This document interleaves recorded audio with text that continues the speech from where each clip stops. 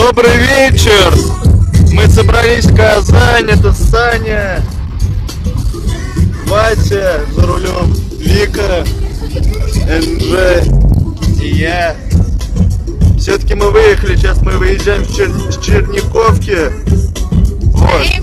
На трассу М7. Потом наша цель это трасса М7, что там, набережные Челны, а после набережных Челнов Казань. Будем буквально 10-15 минут останавливаться через каждые 200 км. То есть это 1-2 раза. Наконец-то мы выбрались, да? Наконец-то! 2 месяца собирались, если не 3. Так что наш отдых начинается.